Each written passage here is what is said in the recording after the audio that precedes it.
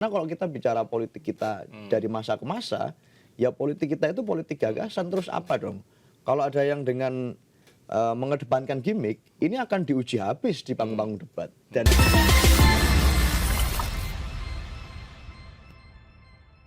saya ingin anggapi tadi ya, sedikit ya. Saya agak punya pendapat yang agak berbeda terkait dengan debat ini. Jadi debat itu memang kadang tidak sampai ke masyarakat grassroots dari hasil pembicaraan. Tapi buat kami itu penting untuk mempengaruhi kelas menengah intelektual. Kemudian kelas menengah terdidik, kelas menengah yang ini kemudian memang jumlahnya tidak sebanyak pemilih utama yang tinggi sekali di grassroots, tetapi mereka punya akses terhadap pemilih grassroots. Nah, teman-teman ini punya kemampuan untuk menciptakan opini. Mereka punya kemampuan dan jaringan dan akses untuk menggerakkan yang disampaikan tadi. Yang namanya logistik, yang namanya apa dan lain sebagainya, yang namanya gerakan politik. Sehingga masih tetap penting, karena kalau kita bicara politik kita dari masa ke masa, ya politik kita itu politik gagasan, terus apa dong? Kalau ada yang dengan mengedepankan gimmick, ini akan diuji habis di panggung-panggung debat. Dan itu akan tampak dengan sangat. Nah, kalau misalnya bicara tentang survei Kompas dulu misalnya, bandingannya dengan sesama survei Kompas.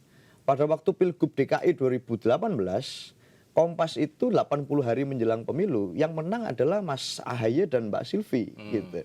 Dan yang berada di posisi terakhir adalah Pak Anies Baswedan pada waktu itu di survei Kompas 80 hari menjelang coblosan.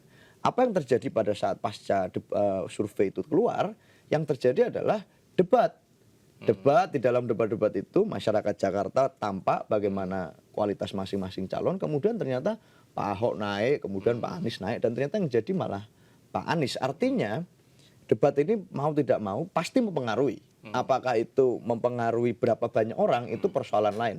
Tapi mempengaruhi kepada pemilih, yes. Dan saya yakin bahwa ini masih panjang, gamenya masih on gitu. Jadi gini Mas, kebetulan nih host cawe-cawe ini juga dosen ilmu komunikasi ya. Siap. Jadi saya mau ngasih sedikit pandangan saya sebelum kita lihat rekaman cuplikan kemarin ya. Jadi gini, justru tahun 2023 ini sangat berpengaruh. Kenapa? Karena infrastruktur komunikasi itu Mas sudah begitu sangat masif. Ya masyarakat pedesaan, akses internet, smartphone mereka punya. Dan ada behavior satu lagi, orang biasanya suka nonton konten itu dari media sosial, YouTube, TikTok.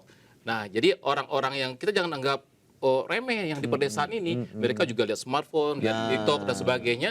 Nanti mereka itu juga ada istilahnya FOMO ya. Fear of missing out. Takut tinggalan. Nah mereka nonton ini kemudian nanti akan apa? Menjadi opinion leader di situ. Ada teorinya tuh, Mas nggak apa ya sebutin teorinya ya? Nggak apa-apa, orang cara saya masa nggak boleh.